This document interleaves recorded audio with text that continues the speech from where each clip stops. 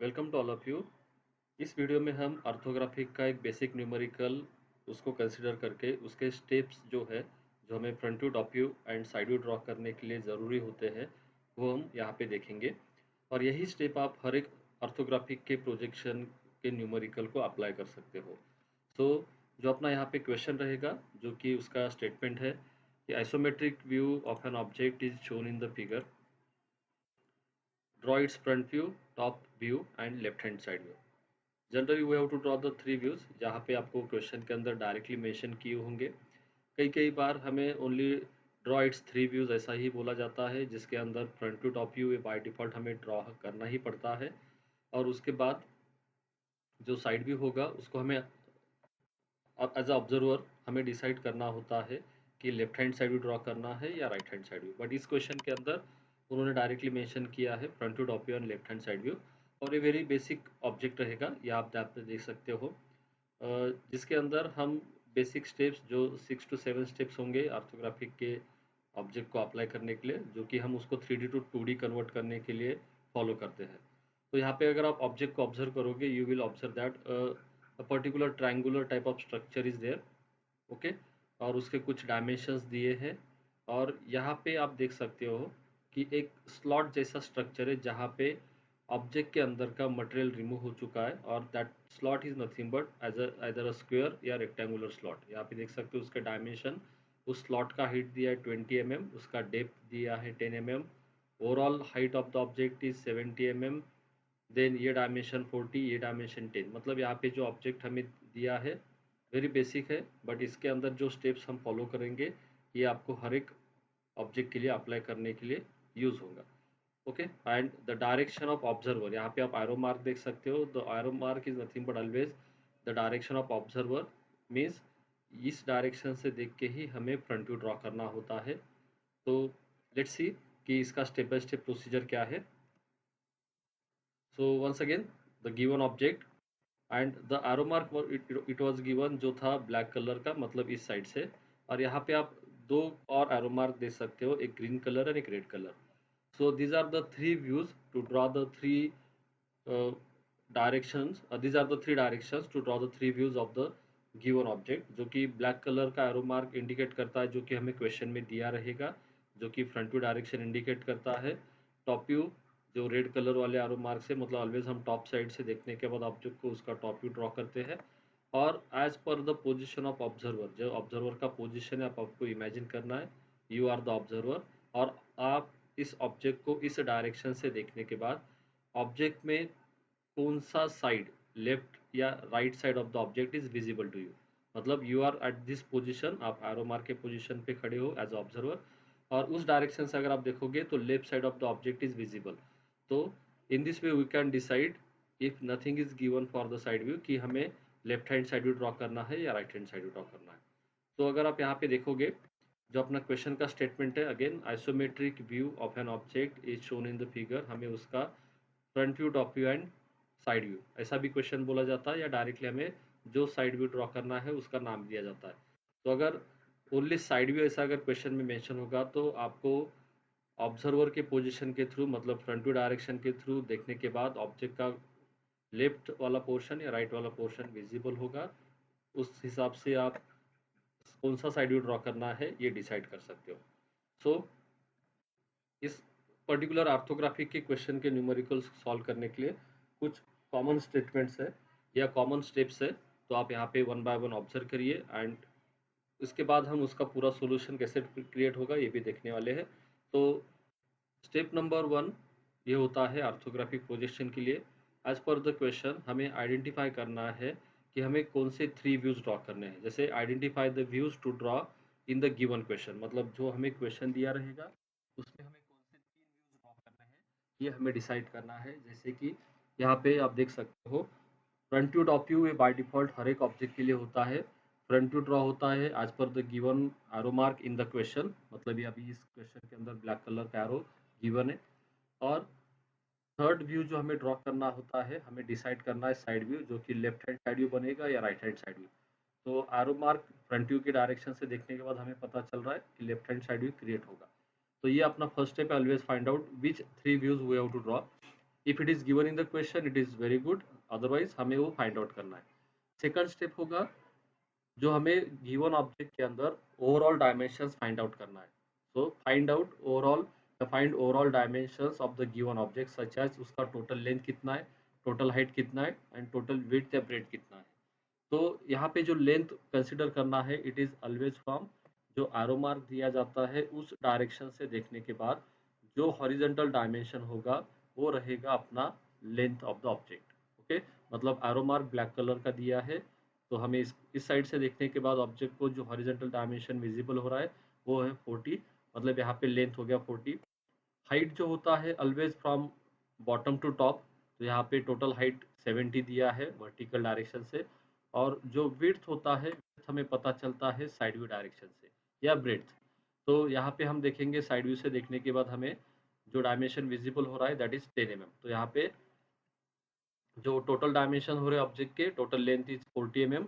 Looking from the arrow mark direction the horizontal dimension is nothing but length, height is the vertical dimension always and width is nothing but जब हम side view से देखने के बाद जो horizontal dimension visible होता है वो होता है अपना विड्थ दैट इज 10 mm। ये हो गया step number 2। It is applicable for all the numericals. Okay, please remember this.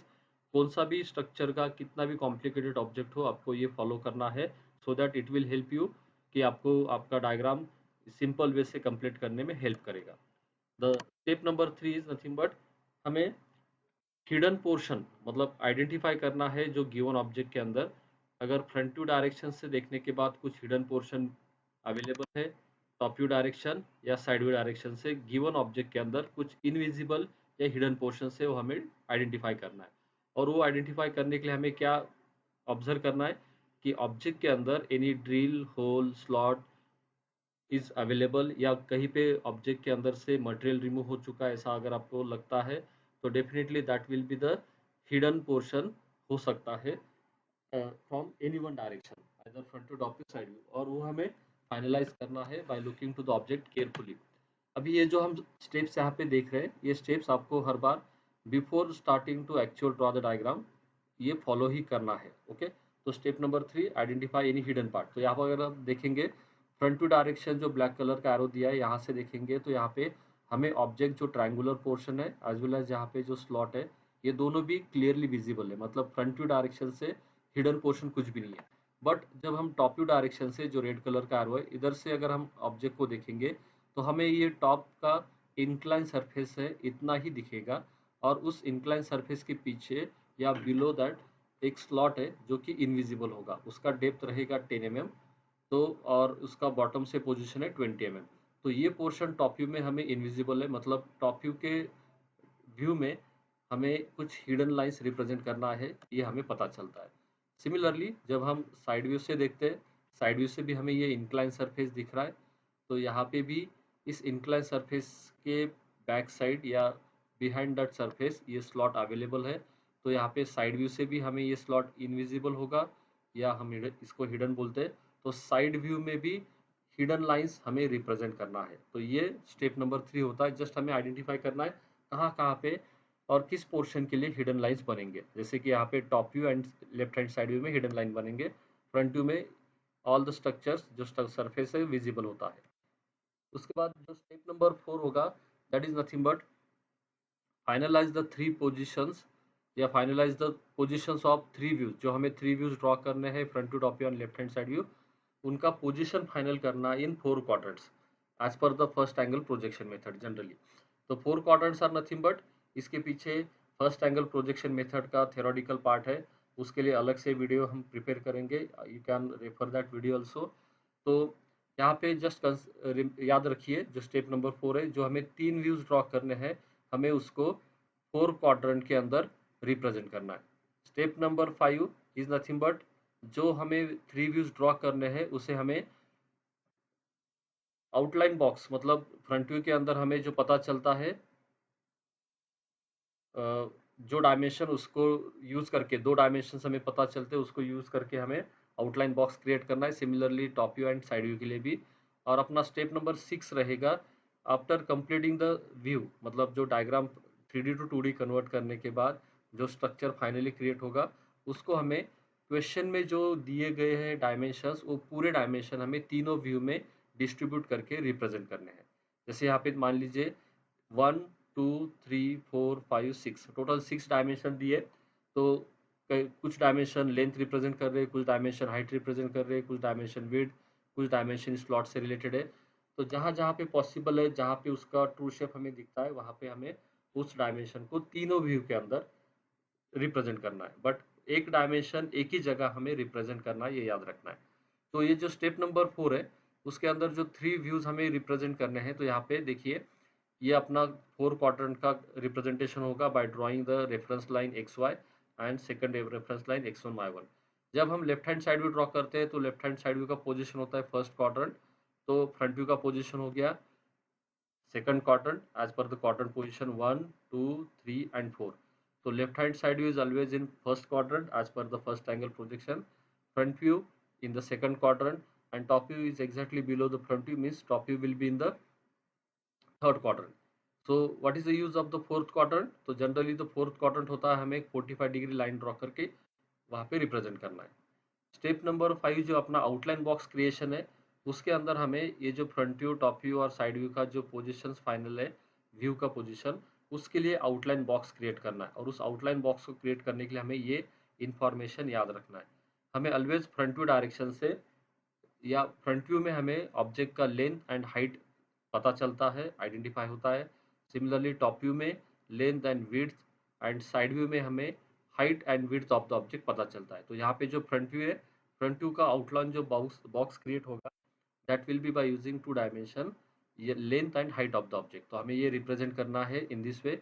मान लीजिए अभी ये अपने 2 रेफरेंस लाइन है, तो यहाँ पे ये लेंथ बनेगा और ये vertical dimension is the height, ये आउटलाइन बॉक्स क्रिएट हो गया। Similarly by taking the projection from the front view and representing the width, यहाँ पे उसका आउटलाइन बॉक्स क्रिएट करना है। यहाँ पे जो अपना फोर्थ क्वाड्रेंट होता है, वहाँ पे from the intersection of 2 reference line हमें एक 45 डिग्री लाइन ड्रॉ करना है। फ्रंट व्यू से हाइट का प्रोजेक्शन राइट साइड लेना है। टॉप व्यू से विड्थ, ये जो डायमेंशन है, ये विड्थ होता है, उसका प्रोजेक्शन हमें 90 डिग्री से 45 डिग्री लाइन के ऊपर से ट्रांसफर करना है फर्स्ट क्वाड्रेंट में, और ये आउटलाइन बॉक्स क्रिएट करेगा। So these are the steps for solving any orthographic numerical. So all of you have to follow the same procedure so that it will help you to complete it in a proper way and accurate way.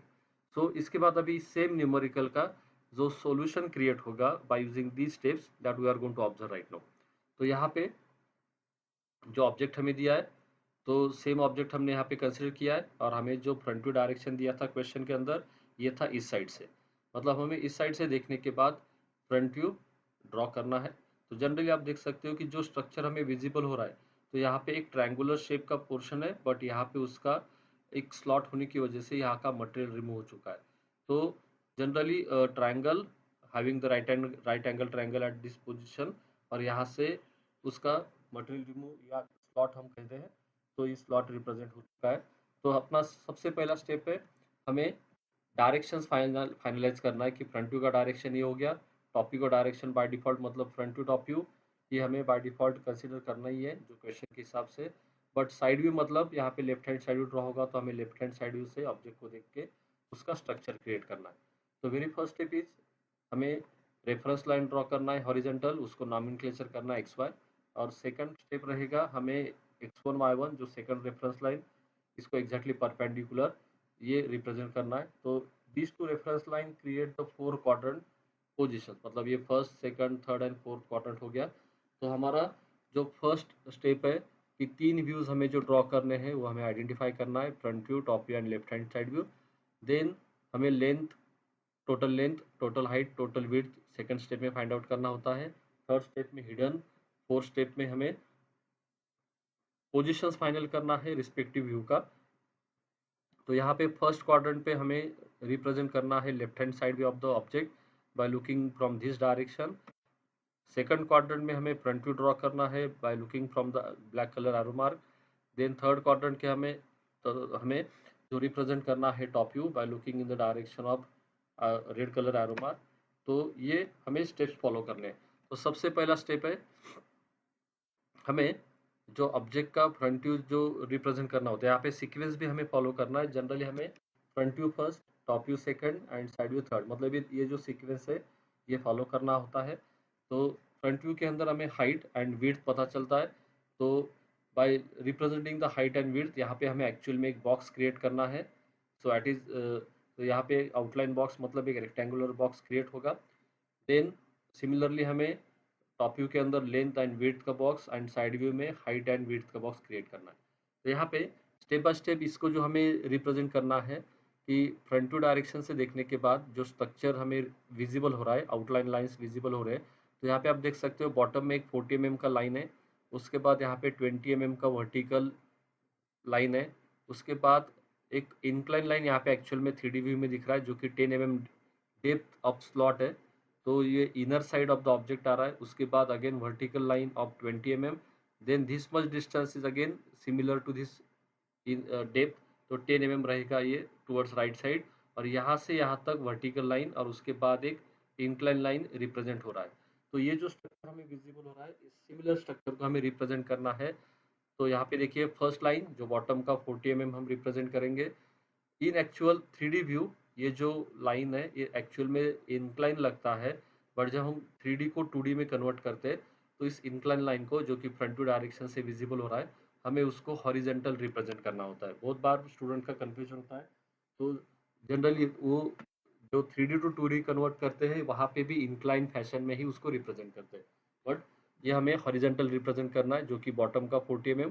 उसके बाद right side से 20 mm height, तो right side से vertical 20 mm, वहाँ से inner side depth means towards left side 10 mm depth is there.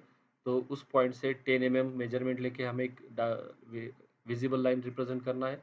उसके बाद 20 mm above मतलब वर्टिकल लाइन हमें 20 mm रिप्रेजेंट करना है इस कॉर्नर पॉइंट से।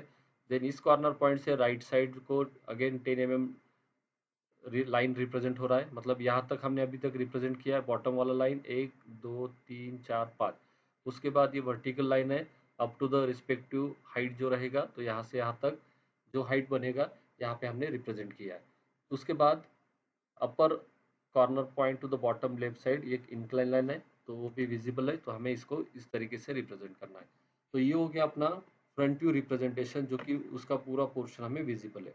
अभी टॉप व्यू में हमें क्या करना है, लेंथ एंड विड्थ का बॉक्स क्रिएट करना है। तो लेंथ का प्रोजेक्शन हमने ले लिया टुवर्ड्स बिलो साइड, और विड्थ है हमारा साइड व्यू से देखने के बाद 10, हमने उसको रिप्रेजेंट करके मान लीजिए यहाँ पे बॉक्स क्रिएट किया होगा। तो जब हम ऑब्जेक्ट को टॉप व्यू से देखते हैं तो यू विल फाइंड ऑब्जर्व कि ये जो इंक्लाइन सरफेस है एक्चुअल में ये भी ट्रायंगुलर सॉरी रेक्टेंगुलर सरफेस है।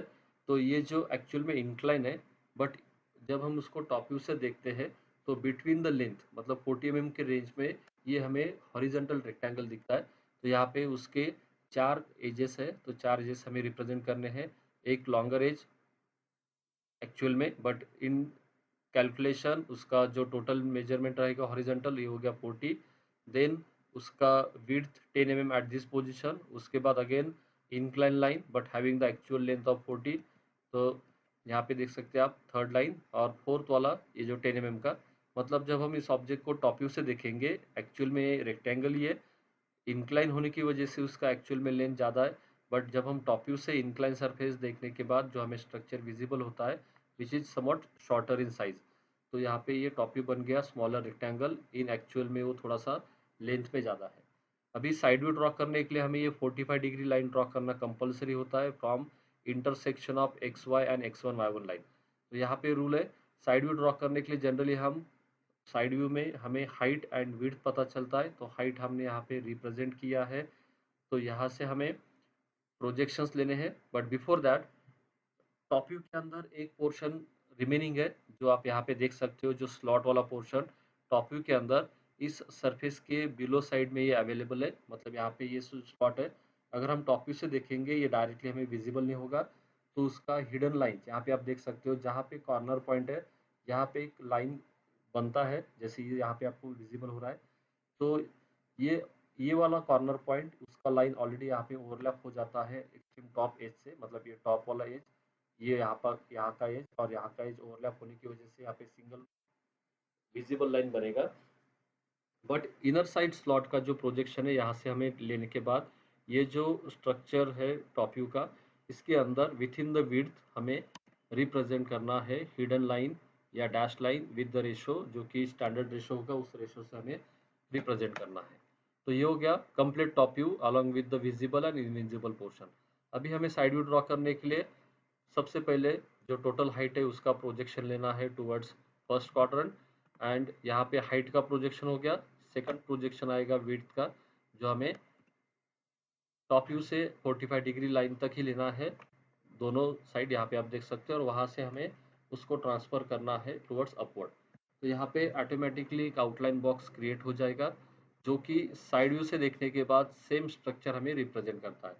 तो यहाँ पे जो जो स्ट्रक्चर विजिबल होगा, जैसे बॉटम का 10 mm इंक्लाइन, जो कि एक्चुअल में हाइट है 70, टॉप में 10 mm, और लेफ्ट साइड वर्टिकल जो कि एक्चुअल में हाइट है 70, तो ये कंप्लीट विजिबल है।